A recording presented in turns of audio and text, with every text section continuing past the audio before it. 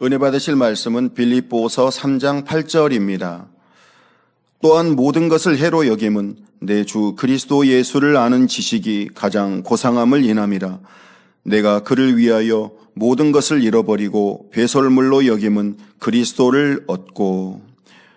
교역자의 부회장이신 임화경 목사님께서 내게 가장 귀한 것 제목의 말씀 증거해 주시겠습니다. 사랑하는 성도 여러분, 오늘은 2세기에 실존했던 인물인 폴리갑 감독의 순교록 이야기로 설교를 시작하겠습니다. 소아시아 7교회 중 서머나 교회 감독이었던 폴리갑은 이그나티우스가 떠난 2세기 교회의 지도자였습니다. 그는 사도 요한의 가르침을 직접 받은 제자였고 담대하게 복음을 전하는 신실한 하나님의 사람이라는 점에서 2세기 교회의 지도자로 역임을 받았지요. 폴리갑은 황제를 신봉하지 않는 무신론자라는 죄목으로 사형을 당했습니다. 그의 순교는 당시 교회에 큰 영향을 미쳤습니다. 폴리갑의 순교는 그 당시 교회의 중요한 사건이었으며 자세한 사항을 알고 싶었던 필로멜리온 교회가 서머나 교회에 폴리갑 순교에 대한 설명을 부탁했지요. 이 요청을 받은 서머나 교회에서 쓴 것이 폴리갑의 순교록입니다. 이 순교록은 서머나 교회에서 기록하여 필로멜리온 교회에 보낸 편지인데 여러 교회와 성도들에게 회람된 문서였습니다. 많은 사람의 회람을 거쳤기에 폴리갑의 순교록은 교회사적으로도 중요한 사료라고 합니다. 이 순교록은 순교 상황을 보고하는 최초의 기독교 자료로 이를 통해 순교자 보고서라는 새로운 문학 양식이 시작되었습니다. 나아가 이 순교록은 2세기 교회 상황을 알려주는 중요한 자료이지요. 폴리갑의 행적을 통해 당시 성도와 교회를 설명하기 때문입니다. 앞서 말씀드린 대로 이 순교록은 서신 형식으로 기록되었습니다. 서신의 역사는 문자의 역사와 거의 같습니다. 고대에는 국가 간 소통 수단으로 서신이 활용되었고 메소포타미아와 이스라엘 고대사에 서신이 자주 등장한 것을 볼 수 있습니다. 이 선지자 엘리사 시대의 아람 왕은 자신이 사랑하는 군대 장관 나하만이 문둥병으로 고통을 당하고 있는 모습을 보았지요. 그리고 친히 이스라엘 왕에게 서신을 보내어 나하만의 문둥병을 고쳐달라고 도움을 요청했지요. 또한 헬라 시대에는 철학자들과 로마 시대에는 인문학자들이 편지로 자신의 사상을 전했고 편지로 후원자들을 또 혹은 제자들과 소통하였다 합니다. 서신 형식은 사도 바울을 포함한 신약 성경 기자들이 애용한 방식이었습니다. 베드로, 야고보, 요한 등 신약 성경의 기록자들이 서신을 사용했고 엄밀히 보면 신약 성경 대부분이 서신 형태로 기록된 문서입니다. 이 신약 성경 이후 기독교 문서들도 주로 서신 형태이지요. 특히 폴리갑 순교록에 기록된 폴리갑과 그의 동료들의 순교 이야기는 그 현장을 목격한 사람들의 증언을 바탕으로 작성되었다고 합니다. 자신을 마르키오냐라고 소개하는 필자는 자신이 폴리갑 죽음의 목격자라고 소개합니다. 아울러 마르키오는 폴리갑과 그의 동료들의 죽음이 복음에 일치된 순교였다는 점을 강조하죠. 당시 로마의 법은 로마 황제만이 주가 될 수 있었고 나사렛 예수를 주라 부르는 기독교인들은 법을 어기는 사람들로 여겼습니다. 그래서 기독교인들이 체포되면 행정장관이 선택하는 사형 방법에 따라 처형이 되었습니다. 로마 정부는 종종 원형극장에서 관중들이 보는 가운데 잔인하게 그리스도인들을 처형하기도 했지요. 이런 상황을 뻔히 아는 폴리갑은 자신의 신조를 조금도 굽히지 않고 결국 처형을 당했습니다. 폴리갑의 순교록은 폴리갑의 순교 사건을 통해 그리스도인의 순교가 갖는 가치를 소개합니다.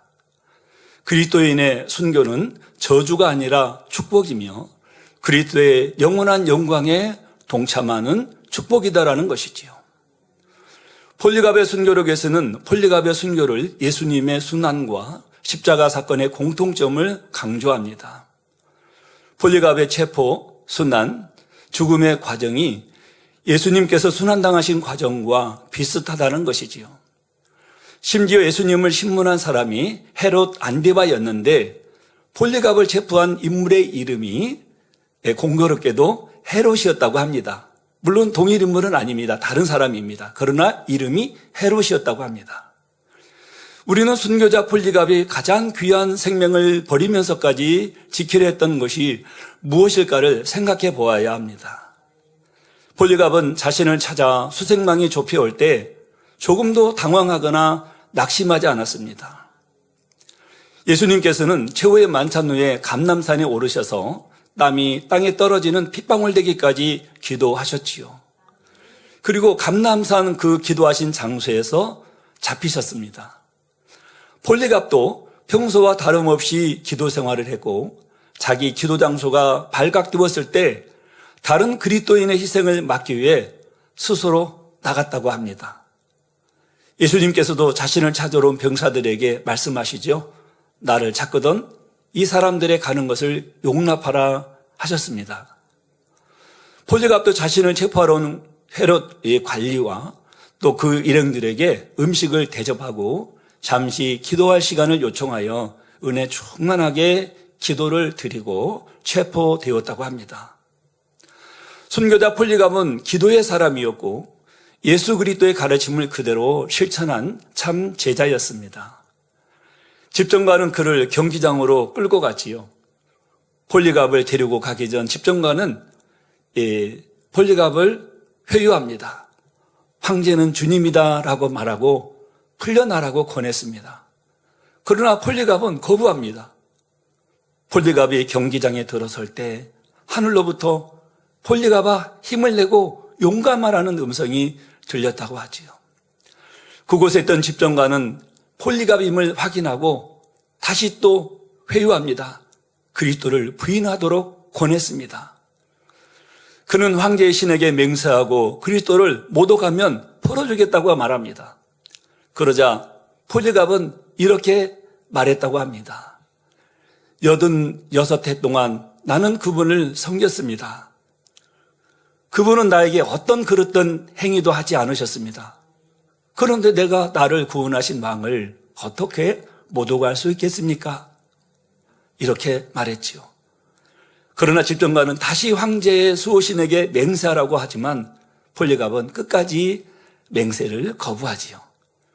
집정관은 짐승들과 함께 불로 태우겠다고 협박합니다. 폴리갑은 두려워하지 않았습니다. 그의 말에 흔들리지 않았습니다. 오히려 다가올 심판과 영원한 벌에 관한 불을 당신들이 모르기 때문이라고 응수하며 자신은 불에 타 죽을지라도 조금도 두려움이 없다고 합니다.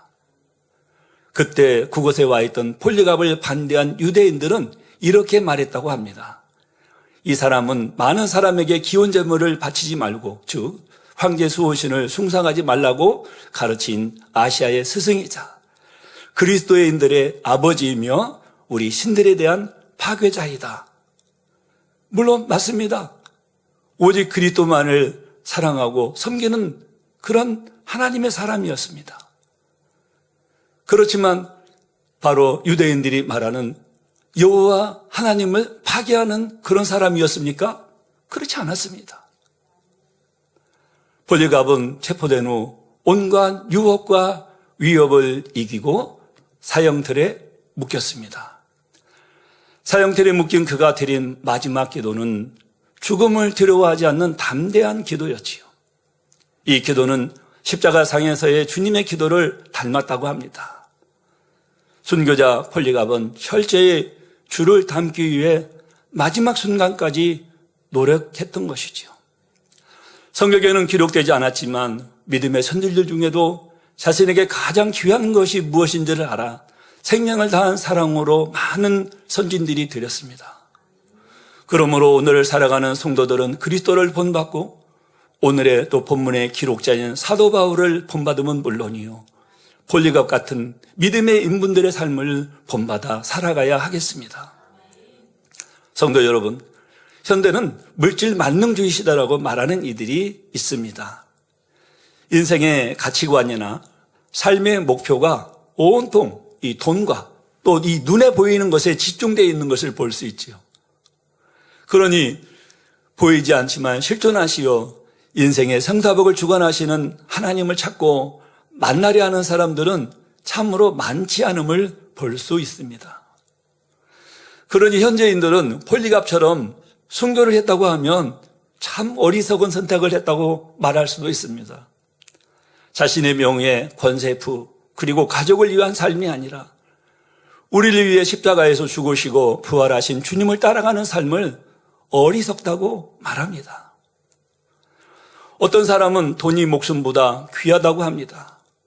또 어떤 사람은 성공을 향해 추구해온 자신의 꿈을 가장 귀하게 여기지요. 명예와 권세, 건강 혹은 가족을 가장 귀하게 여기는 사람도 있습니다. 물론 그것이 나쁜 것은 아닙니다. 건강 지켜야죠. 기왕이면 명예 있는 것이 좋지요. 그러나 하나님을 사랑하는 것보다 이것이 앞서서는 안 된다라는 것입니다. 그런데 사도 바울은 본문 빌립보서 3장 8절에 또한 모든 것을 해로 여김은 내 주 그리스도 예수를 아는 지식이 가장 고상함을 인함이라. 내가 그를 위하여 모든 것을 잃어버리고 배설물로 여김은 그리스도를 얻고 했습니다. 명예와 지식, 세상에서 누릴 수 있는 안락함까지 자신이 지닌 모든 것을 배설물처럼 여기고 기꺼이 버린다는 것입니다. 이 시간에는 사도 바울과 믿음의 선진들은 무엇이 그토록 소중했기에 세상 사람들이 귀하게 여기는 모든 것을 배설물처럼 여겼는지 말씀드리겠습니다. 이 시간 말씀을 통해서 주를 믿는 우리에게 가장 귀하게 여기는 것이 무엇인지 자신을 돌아보고 하나님을 가장 사랑하는 복된 성도님들이 되시기를 기원드립니다. 첫째로 사도 바울에게 있어 자신에게 가장 귀한 것은 하나님의 사랑을 가장 귀하게 여겼습니다. 사도 바울은 신약시대 최고의 사도로 꼽히는 인물로 이방인의 사도로서 세계 각지의 선교 여행을 다니면서 많은 교회를 세웠고 신약성경 27권 중 14권을 기록하였습니다. 사도 바울은 로마 제국 치하의 소아시아 길리기아 다소지방, 현재의 티르키예의 중심 도시 타르수스에서 유대인으로 태어났지요. 그래서 사도행전 22장 25절에서 29절에서 보면 사도 바울의 선교 활동 중에 유대 민족과의 충돌로 로마군에 체포되었을 때 이 자신이 나면서부터 로마 시민이라고 말하는 것을 볼 수 있습니다. 바울은 자신의 유대 혈통을 부정한 적이 없으며 게다가 그가 이른바 다메섹에서 회심하기까지 초기 그리스도인들의 박해에 앞장섰다는 점에서 그의 유대인 혈통에 관한 자부심이 대단히 컸지요. 사도 바울 자신은 대단한 출신 배경에 관해 자부하지 않았습니다. 오히려 그는 빌립보서에서 그리스도를 아는 지식이 가치를 강조하기 위해 자신의 출신 배경을 오물에 빗댑니다. 오물, 쓰레기, 아니면은 배설물과 같이 여깁니다. 빌립보서 3장 4절에서 7절에 그러나 나도 육체를 신뢰할 만하니 만일 누구든지 다른 이가 육체를 신뢰할 것이 있는 줄을 생각하면 나는 더욱 그러하리니 내가 8일 만에 할례를 받고 이스라엘의 족속이요 베냐민의 지파요 히브리인 중에 히브리인이요 율법으로는 바리새인이요 열심으로는 교회를 핍박하고 율법의 의로는 흠이 없는 자로라. 그러나 무엇이든지 내게 유익하던 것을 내가 그리스도를 위하여 다 해로 여길 뿐더러 했습니다. 그는 당시 존경받는 율법학자이며 교법사인 가말리엘에게서 율법교육을 받았는데 이러한 체계적 신학교육은 사도 바울이 유대 전통인 율법을 비판할 만큼 뛰어난 신학자로 자라게 해주었습니다. 하나님의 섭리였죠. 사도 바울이 가말리엘의 제자로서 회심하기 전까지 바리새파에 아주 열심이었죠. 이와 같은 바울의 출생과 유대교의 율법을 추종하였던 젊은 시절의 활동은 자신의 선교 방향이나 신학적인 견해가 맞지 않을 경우 타협하지 않았던 그의 고든 성품을 잘 보여줍니다. 바울은 고대 그리스 문학에도 밝아서 사도행전을 보면 고대 그리스 시인을 인용하여 아테네 철학자들에게도 복음을 전하는 장면이 나옵니다. 디모데전서 1장 15절에 윗보다 모든 사람이 받을 만한 이 말이여 그리스도 예수께서 죄인을 구원하시려고 세상에 임하셨다 하였도다. 죄인 중에 내가 괴순이라 했습니다. 주님을 영접하기 전 바울은 성도들을 심히 핍박하던 사람이었습니다. 그러던 사도 바울은 예수 그리스도를 만나자 감당할 수 없는 하나님의 사랑을 깨닫습니다. 나는 주님의 이름을 심히도 핍박했는데 예수님은 이런 나를 살리기 위해 죽으셨구나.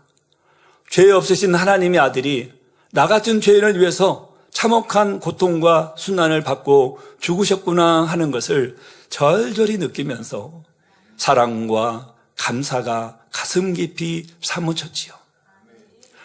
자신의 부족함과 허물이 발견될수록 하나님의 은혜가 너무나 소중했습니다. 그래서 하나님의 사랑을 갖기 위해 자신의 모든 삶을 헌신합니다.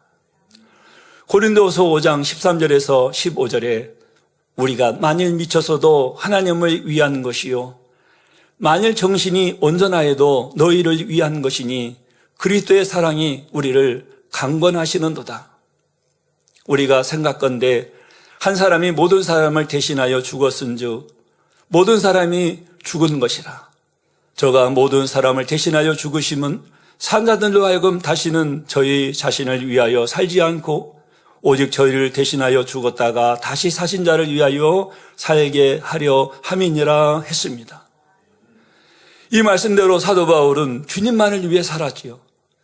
주의 일을 하다가 어떤 오해를 받아도 변명하지 않았습니다. 주를 위해 다 드리고 자신의 소유가 하나도 없어도 그 때문에 서글프게 여기지 않았습니다. 난 하나님 앞에 이렇게 많이 드렸는데 영혼을 위해서 이렇게 많이 심었는데 왜 나에게는 아무것도 없을까 하지 않았습니다. 많은 지식을 쌓았지만 하나님의 말씀 앞에서는 자신의 지식과 의의를 철저히 부인했지요. 우리는 사도 바울과 같은 삶을 사셨던 원로 목사님의 간증을 들었습니다. 원로 목사님께서는 하나님을 만나시기 전 여러 질병으로 고통받으며 7년간 병상에 누워 계셨지요. 그 사이 가족을 포함한 모든 많은 사람들에게 외면을 당하셨고 남은 것은 절망과 고통뿐이셨습니다. 죽음만을 기다리는 상황이셨지만 하나님을 찾지는 못했다고 하셨지요. 그런데 하나님께서는 이런 원로 목사님께 먼저 찾아오셔서 손 내밀어 주셨습니다. 모든 질병을 치료해 주시고 가난과 불행에서 건져내 주셨고 천국의 소망과 또 이 마지막 때에 귀한 사명도 주셨습니다. 그래서 원로 목사님께서는 그 사랑을 생각하면 생각할수록 북받쳐 오르는 감격과 감사를 말로 다 표현할 수 없다고 하셨지요. 항상 눈물로 사셨습니다. 그래서 저도 예전 원로 목사님을 머리를 해드리기 위해서 사택이든 또 기도처든 또 교육장소든 이렇게 갔을 때 보면은 항상 우리 원로 목사님 곁에는 휴지가 이렇게 접혀져 있었습니다. 항상 이렇게 접혀져 있었어요. 왜 그래요? 영혼을 생각하면, 주님을 생각하면 항상 눈물로 사셨기 때문이에요. 그 사랑이 너무 감사하기 때문입니다.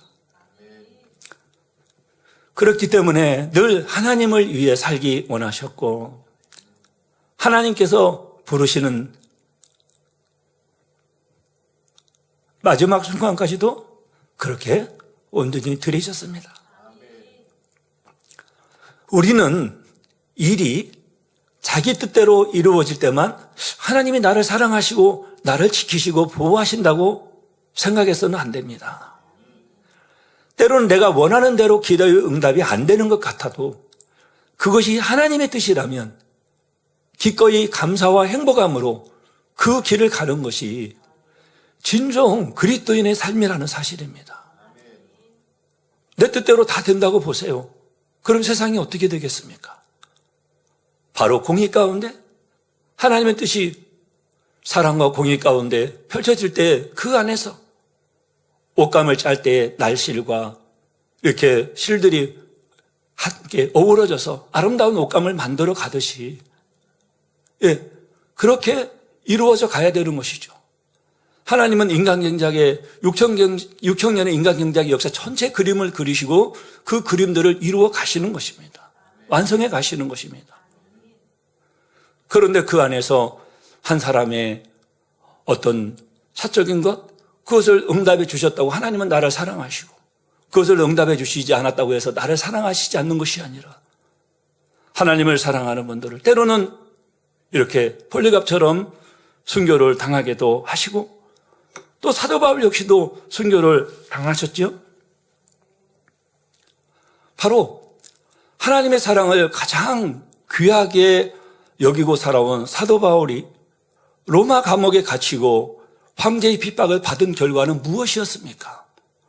훗날에 로마가 복음화되어 주 330년경 로마 황제 콘스탄티누스에 의해 기독교가 공인되고 이후 로마 제국의 국교가 되는 열매로 이어졌습니다. 바로 우리 목자님이 흘리신 눈물과 또 사랑, 하나님이 올리셨던 모든 것들이 결국 아름다운 열매로 맺혀지고 있는 것입니다. 바로 사랑하는 당회장님을 통해서 이루어 가시고 저희들을 통해서 열매로 이어지고 있는 것입니다.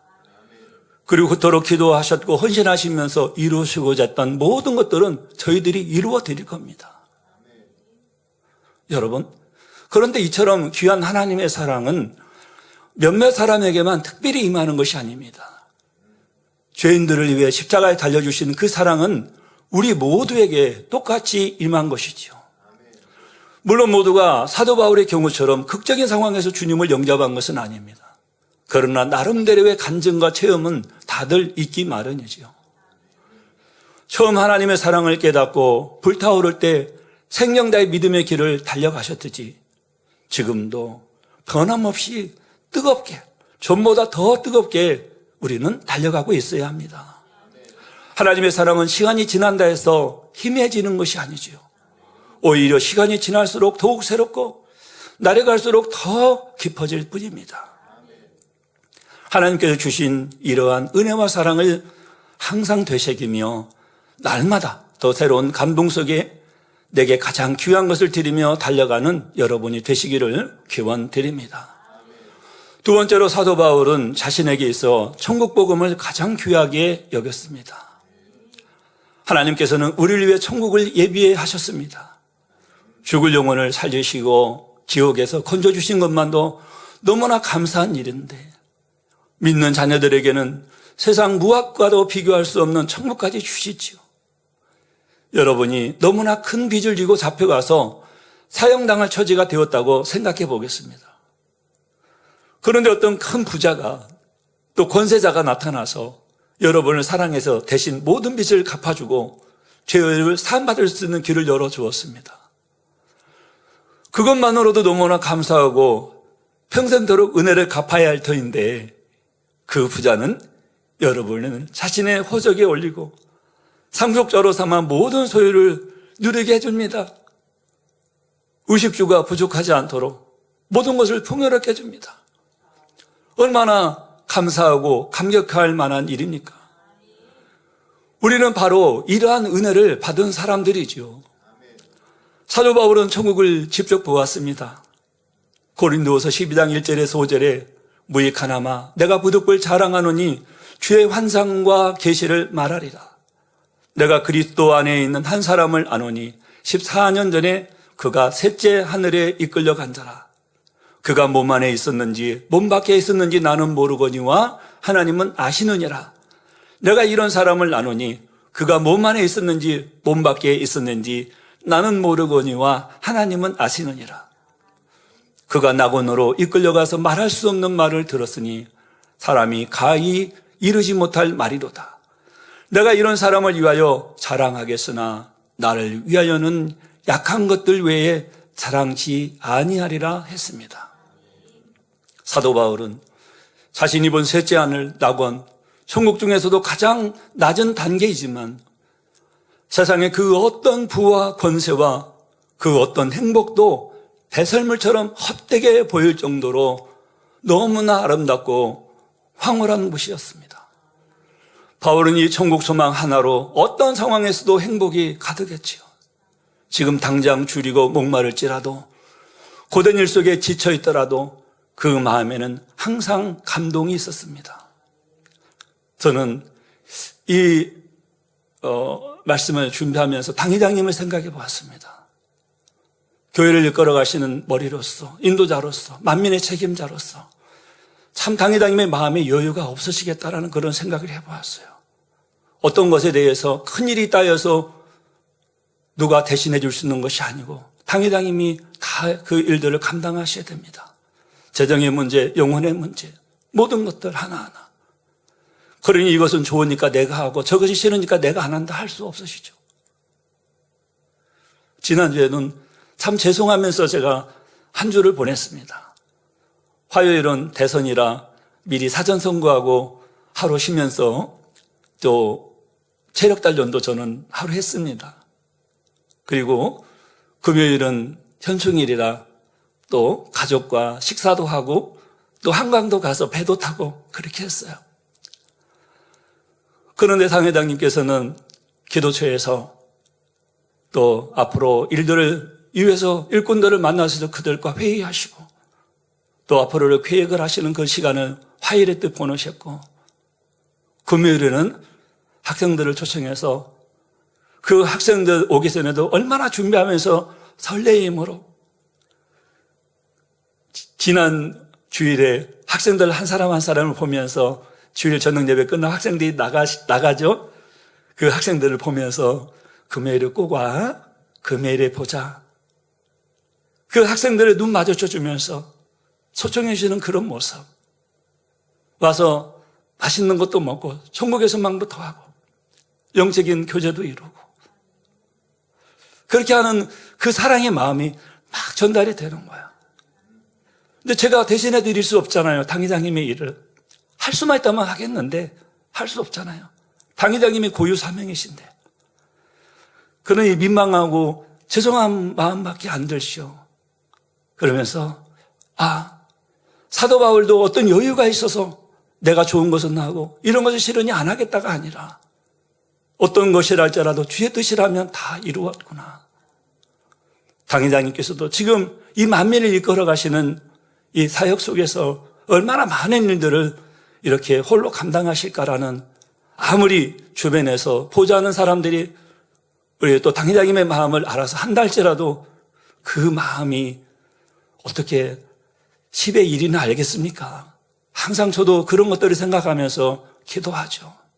어떻게 하면 더 힘이 되어드릴 수 있을까? 그런 생각을 하지만 그 분야에 보면 너무나 못 미치는 그런 분야에 대해서 눈물로 기도하게 되고 항상 저 자신을 돌아보게 됩니다.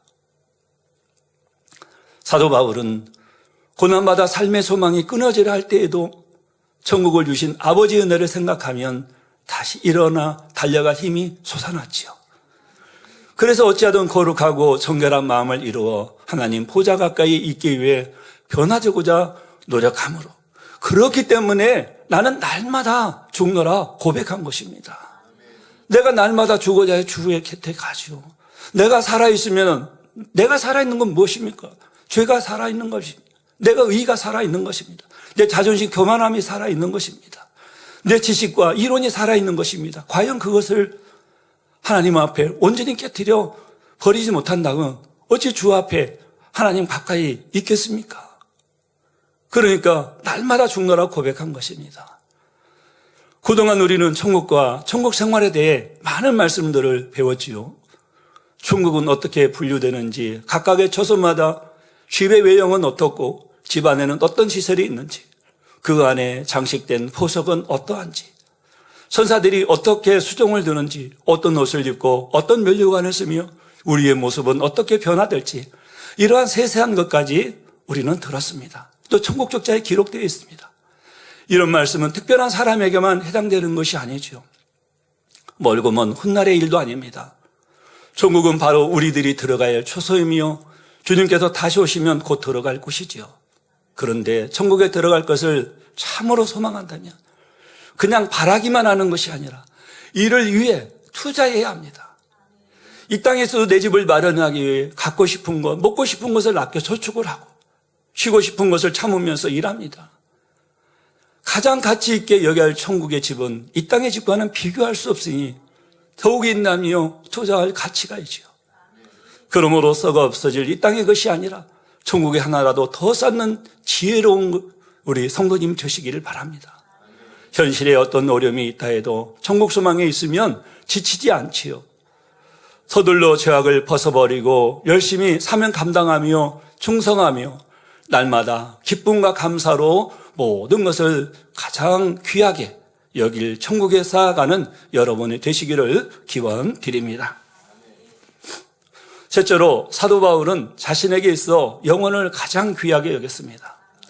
하나님의 사랑을 알고 천국을 소망한다면 당연히 영혼 사랑으로 불탑니다. 나는 구원받아 천국에 간다고 해서 혼자 마음 편하게 있을 수는 없지요. 수많은 사람이 지옥을 향해 달려가는데 가만히 보고만 있을 수 없기 때문입니다. 바울은 천국과 지옥을 너무나 밝게 알았습니다. 또한 죽어가는 영혼을 볼 때 하나님께서 얼마나 탄식하며 마음 아파하시는지도 잘 알고 있었지요. 그래서 바울은 주님을 만난 뒤부터 평생 영혼을 위해 살았습니다. 쉬지 않고 선교 여행하며 교회를 신방하고 성도들을 가르치면서 많은 고난을 당했지요. 바나바와 함께 떠난 1차 선교 여행은 사도행전에 기록된 대로 구브로 섬을 거쳐 소아시아의 버가, 이고니온, 루스드라, 더베 등에서 이루어졌습니다. 2차 선교 여행은 마가와 동행하는 문제로 인해 바나바와 갈라지고 실라와 함께 떠났지요. 1차 전도한 소아시아를 거쳐 마게도냐, 아가야 지방의 주요 사역지였습니다. 빌립보, 데살로니가, 베레아, 아가야 지방의 아덴 또 고린도 등에서 복음을 전했습니다. 3차 선교여행은 주로 3년간의 에베소 사역이 중심이었고 1, 2차 선교여행 때 세운 교회들을 돌아보았지요. 3차 선교를 마치고 예루살렘으로 귀환한 바울은 유대인들의 모함과 폭동으로 체포되어 가이사라 빌립보에 이송되었다가 로마 황제에게 재판받기를 요청하여 로마로 떠났습니다. 로마에서는 2년간 감금되었으나 이때는 비교적 자유롭게 복음을 전할 수 있었지요. 2년 후 석방된 바울은 잠시 자유롭게 선교하러 다녔고 그 당시 스페인에까지 가서 복음을 전했다는 전승이 있습니다. 또한 사도 바울은 혹독한 추위와 더위를 이겨야 했고 먹지 못하고 자지 못하는 때도 많았습니다. 강도를 만나거나 애매히 핍박받아 매도 많이 맞았지요. 감옥에도 들어갔고 망망한 바다에서 표류할 때도 있었습니다. 그런 상황에서 그런데 바울은 고린도서 11장 28절에 이 외에 이런 고사하고 오히려 날마다 내 속에 눌리는 일이 있으니 곧 모든 교회를 위하여 염려하는 것이라. 누가 약하면 내가 약하지 아니하며 누가 실족하게 되면 내가 애타하지 않더냐 고백합니다. 무수한 고난을 당하면서도 자기 신세를 염려한 것이 아닙니다. 좀 더 맛있는 음식을 먹을까? 또 그런 맛있는 음식이 없을까? 또 무엇을 입을까? 어떻게 하면 편하게 쉬면서 좋은 것을 누릴까? 어떻게 하면 더 사랑을 받을까? 고민하지 않았지요. 다만 이 교회는 어떻게 더 믿음을 심어줄까? 저 영혼들이 어찌하면 더 힘내 연단을 이길 수 있을까? 늘 이런 것을 근심하며 눈물로 기도했을 뿐입니다. 그런데 사도 바울은 하나님께 칭찬받고자 이처럼 충성한 것도 아니지요. 사람들에게 높임받기를 원하지도 않았고 그 어떤 대가도 바라지 않았습니다. 그러나 하늘의 상은 바라보았지요. 영혼을 사랑하여 생명을 다한 사랑으로 자신의 사명을 감당해 나갔습니다. 로마서 9장 3절에 보면 나의 형제 곧 골육의 친척을 위하여 내 자신이 저주를 받아 그리스도에게서 끊어질지라도 원하는 바로로 하는 고백이 나옵니다. 영혼이 너무나 소중하기 때문에 자신의 구원과도 바꿀 수 있다는 것입니다. 이처럼 상대를 대신해서 지옥에라도 갈 수 있는 마음인데 상대에게 무엇을 바라는 마음이 있었겠는지요. 무조건적인 희생과 절대적인 사랑만 있는 것입니다. 사도 바울은 삶의 마지막 순간까지도 영혼을 위해 희생하고 헌신하며 살았습니다. 요즘 우리 일꾼들과 성도님들이 전도와 신방의 열기로 너무 뜨거우신데요. 장면들을 생각하고 또 매거진이든 또 간증들을 통해서 보게 되면 너무 행복하고 감사해요. 그러면서 저도 전도하며 영혼들이 살아가는 그런 분들을 보면 참 행복합니다. 그래서 당회장님의 마음이 이러시겠구나. 목자님의 마음이 이러셨겠구나. 또 하늘에서 바라보시는 아버지 주님이 그러시겠구나 이런 마음이 들죠. 그러면서 이런 분들이 많이 남아 하나님의 뜻을 함께 이루어가면 참 좋겠다는 생각을 하게 되지요. 그 중에 한 일꾼의 간증을 소개해 드리겠습니다. 이 일꾼은 열심히 전도하며 신방하고 믿음으로 행하니 하나님께서 축복을 주셨습니다. 새성전 구자 작정을 이제 24개월을 했는데요. 그런데 작정하고 언니로부터 연락이 왔습니다. 새성전 구자 작정을 했냐고 물었대요. 그래서 했다고 하니 그럼 이번 거는 네가 냈으니까 한 번만 하고 그 나머지 금액은 내가 내주겠다는 것입니다. 그리고 바로 언니가 일시금으로 헌금해 주었습니다. 이 지역장님은 작정하여 하늘에 상급을 쌓았고 또 언니는 하나님 나라에 충성하는 일꾼인 동생을 도왔으니 또 상급을 함께 쌓은 것이죠. 그리고 이 지역장님은 주변 사람들에게도 말 못하는 고민이 있었습니다. 누구에게도 말하지 못하고 있는 분야였죠. 그것은 1998년에 여호수아 갈렙 모임에 1천만 원을 작정했었는데 바로 결혼을 하게 되고 당시 작정금을 드릴 수 있는 가정 상황이 안 돼요. 이행하지 못하고 세월이 흘렀고 그러니 늘 마음에 이게 짐이 되어 있었습니다. 그런데 새성전 건축을 작정을 하고 이제 났는데 사무국에서 연락이 왔습니다. 어떤 권사님이 우리 지역장님이 작정하고 이행하지 못한 금액이 있나 확인 요청이 왔는데 확인해 드려도 됩니까? 라고 말했죠. 그래서 이제 이 지역장님은 그 언니니까 알려줘도 된다고 했답니다. 근데 자신은 작정을 이행해 드리지 못해 늘 민망한 마음이었는데 27년 전의 일이다 보니 그 금액이 얼마를 드렸고 잔액이 얼마나 남아있는지도 정확히 기억을 하지 못했어요. 그렇기 때문에 이 일꾼은 다른 분야에서 내가 죽도록 충성해서 열심히 충성해서 내가 그것을 갚아 나가야지 이런 마음으로 살아갔는데 언니가 그것을 갚아주겠다고 남은 금액을 알려달라고 요청한 것입니다. 알아보니 27년 전에 작정한 1천만 원 중 400만 원만 드리고 600만 원을 못 드린 상태였습니다. 그런데 바로 언니가 600만 원을 또 드려줬습니다. 이 적장님은 눈물을 흘리며 감격 속에서 그런 고백을 저에게 했습니다. 나는 하나님의 은혜에 감사해서 충성하고 전도한 것뿐인데 이렇게 가족을 통해서 큰 축복을 받게 되었다는 것이지요. 그 외에도 여러 가지 축복을 많이 받았어요. 성도 여러분, 하나님은 우리가 영혼을 사랑하여 믿음의 행함을 이룰 때에 반드시 복을 주십니다. 당장 내 앞에 열매가 없다여 낭망하고 좌절할 이유가 없는 것입니다. 심은 대로 반드시 하나님은 주세요. 지금 당장 나타나지 않아도 때가 되면 주십니다. 저도 이 간증을 하다 보니 1998년 여호수아 갈렙 헌금 위에 제가 받은 축복이 있는데요. 일부만 간증하겠습니다. 받은 축복이 너무나 큰데요. 1998년 1월에 제가 1-1남 선교회장이었을 때 일입니다. 제가 그때 당시 교회 상황을 잘 알지는 못하지만 교회적으로 재정이 이제 어려움이 있게 당시 올로리 목사님께서 잠을 못 주무신다는 말을 듣게 되었습니다. 당시 저는 구로구 금천구 시흥동에서 미용실을 운영하고 있었는데요. 매달 내는 월세와 또 운영비 그리고 대출금을 갚아 나가는 상황에 작은 가게 하나를 부부가 운영해 나가면서도 재정적으로 참 많은 부담과 어려움들이 있었지요. 그런데 이 원로 목사님께서 재정의 염려로 잠을 못 주무신다고 하니 사실 저도 제대로 잠을 잘 수가 없었습니다. 그래서 저는 우리 1-1남 선교회 임원들에게 우리가 교회에 힘이 될 수 있는 방법이 무엇이 있을까요? 라고 말했습니다. 그때 우리 임원들이 우리가 힘껏 성전 건축 헌금을 합시다 라고, 그래서 우리가 성전 헌당합시다 그러는 거예요. 저는 그 말을 듣고 너무나 기뻤습니다. 그는 그 말을 듣고 선배님들에 비해 남성에서는 제일 어리고 아직 사회적 기반이 약하지만 우리가 일어나 힘써 행한다면 다른 선교에서도 함께 동참하리라는 생각을 했습니다. 왜 그랬냐면요. 1-1람 선교회 회장으로서 신방을 가보면 그때 전셋집 사는 분 별로 없었어요. 방 하나 부엌 하나 정말 두 부부가 살면 아니면 그 자녀 한둘하고 살면은 딱 맞는 그런 공간에서 사는 분들이 대부분이었었어요. 그런데 이렇게 믿음의 고백을 하는 겁니다. 그래서 제가 속해했던 1-1람 선교회 회원과 또 제가 시흥동에 이제 지역장을 맡고 있었는데 교회 일꾼들이 이제 처음에 힘이 많이 되어 주시면서 이 운동을 했죠.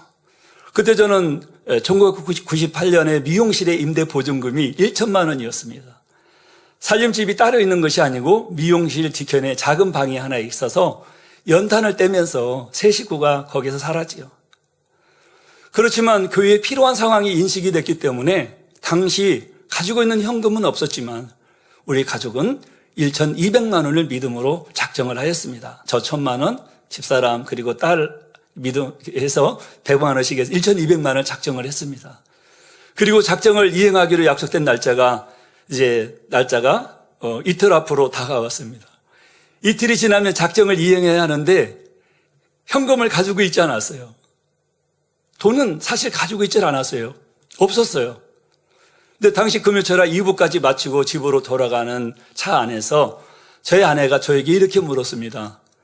내일이면 하나님 앞에 약속한 날인데 작정을 이행하는 날인데 어떻게 할 거냐고. 이제 한 24시간 조금 넘게 남았어요. 저는 그 말에 하나님이 여호와 이르로 준비해 놓으셨다고 말만 했습니다. 그리고 집에 돌아와 잠을 자고 아침에 일어났는데 아내가 이렇게 저에게 말을 했습니다.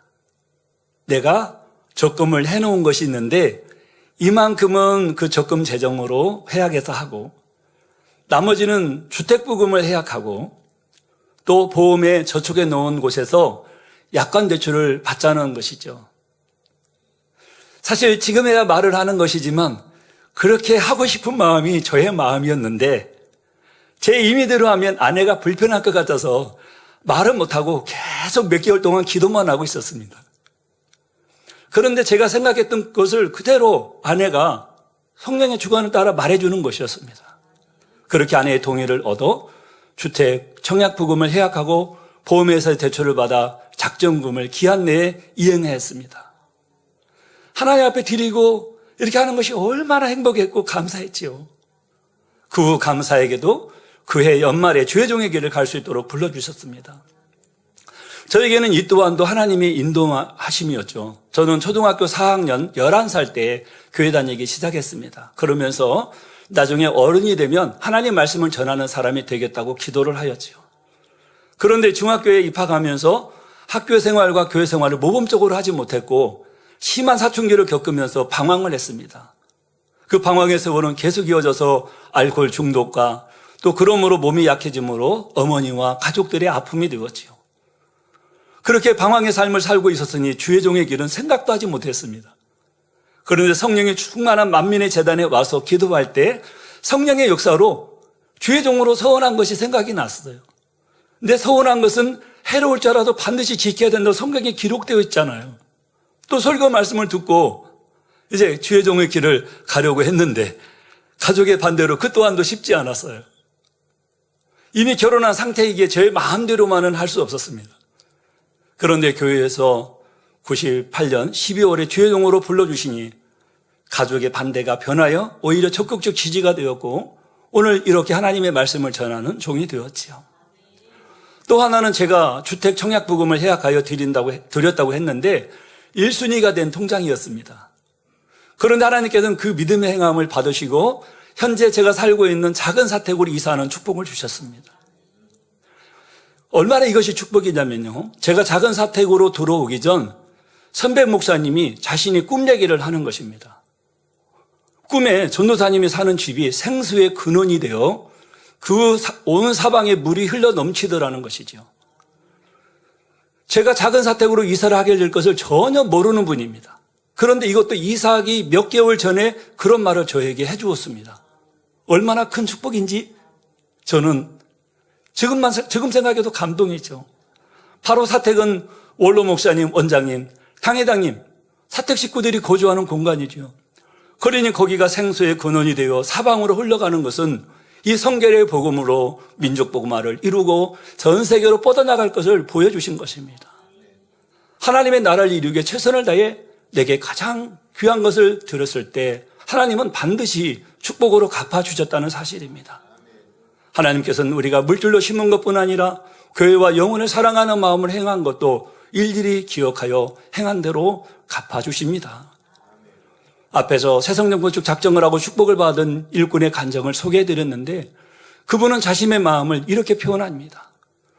주님의 은혜로 지역장애의 사명을 맡고 빌립보서 2장 4절에 각각 자기 일을 돌아볼 뿐더러 또한 각각 다른 사람들의 일을 돌아보아 나의 기쁨을 충만케 하라는 말씀대로 사명에 대한 소중함을 느끼고 영혼을 살리기 위해 신방과 기도 전도를 행복하게 하다 보니 요즘은 하나님께서 주시는 축복도 인도하심에 깜짝깜짝 놀랄 때가 많아요. 모든 일은 아버지 하나님께서 하시고 저는 도구일 뿐입니다. 이렇게 고백을 합니다. 그리고 아버지만 더욱 의지하는 삶이 기쁨이고 행복입니다라고요. 저는 일꾼의 고백을 듣고 그분이 죽어가는 영혼을 구원하며 살리는 일에 얼마나 마음을 다하는지 생각해 보았습니다. 죽어가는 영혼을 얼마나 불쌍히 여기는지, 내게 맡겨진 영혼을 얼마나 소중히 여기는지 생각하며 저 자신을 돌아보았습니다. 편히 쉬고 즐기는 것보다 기도하며 전도하며 신방하고 영혼을 돌아보는 시간이 더 행복할 수 있는 저와 여러분이 되시길 바랍니다. 사랑하는 성도 여러분, 결론을 말씀드립니다. 오늘 설교 서론에 초대 기독교사의 실존 인물 기록인 폴리갑 순교록, 즉 주님의 이름을 배반하지 않으려고 자신에게 가장 귀한 생명을 드린 순교자 폴리갑 이야기를 전해드렸습니다. 사람에게 단 하나밖에 없는 생명을 아낌없이 드렸다는 사실에서 얼마나 폴리갑이 복음을 귀하게 여겼고 천국을 사명했다는 것을 알 수 있지요. 저도 이 설교를 준비하면서 나에게서 가장 귀한 것은 무엇일까를 생각해 보았습니다. 저에게서 가장 귀한 것은 역시 생명입니다. 저도 다를 바 없는, 그렇죠. 그런데 그 생명이 이 땅에서 잠시 잠깐 있다가 없어지는 생명인가? 아니면 성경에 기록된 영원한 생명을 얻는 것인가입니다. 저는 이 땅에서도 생명이 중요하지만 영원한 생명을 쫓아 살아가는 종이 되고 싶습니다. 그래서 믿음으로 살아가는 진리의 길을 선택하여 나아감에 있어 믿음의 선지들과 사도들과 같이 뜨겁게 달려가기를 원합니다. 사도 바울은 첫째로 하나님의 사랑을 가장 귀하게 여겼고, 둘째로 천국 복음을 가장 귀하게 여겼으며, 셋째로 영혼을 가장 귀하게 여겼다 하였습니다. 사랑하는 성도 여러분의 마음에는 무엇을 가장 귀하게 여기시는지요? 매 순간 너무나 귀한 하나님의 사랑을 느끼며 마음에 담고 되새기고 계십니까? 아니면 때에 따라 세상과 짝하거나 꼭 세상을 취하지는 않는다 해도 막연한 동경 같은 것이 남아 있는지요? 천국이 얼마나 좋은지 여러분은 너무나 많이 들었고 배웠습니다. 마지막 때가 몹시 가깝고 주님께서 곧 다시 오실 것도 잘 알고 있지요. 그런데도 아직은 여유가 좀 더 있겠지 하고 세상에 마음을 두는 어리석은 일이 없어야 합니다. 그래서 열심히 믿음 안에서 천국을 소망하며 가장 귀한 것을 드리며 달려가시는 모든 성도님들이 되시기를 주의 이름으로 기원을 드리겠습니다. 다 같이 말씀 붙들고 기도하겠습니다. 사랑의 아버지 하나님, 감사를 드립니다. 이 시간은 주님의 이름을 배반하지 않으려고 가장 귀한 것을 드린 순교자 폴립의 이야기와 자신의 모든 것을 배설물처럼 여기고 주를 위해 충성한 사도 바울의 삶을 전했습니다. 오직 하나님 사랑만이, 천국 복음만이, 영혼에 대한 사랑만이 저희들의 마음 안에 가득하게 원합니다. 그래서 주께서 칭찬하시는 우리 모두가 될 수 있도록 도와주옵소서. 예수 그리스도 이름으로 기도하옵나이다. 아멘.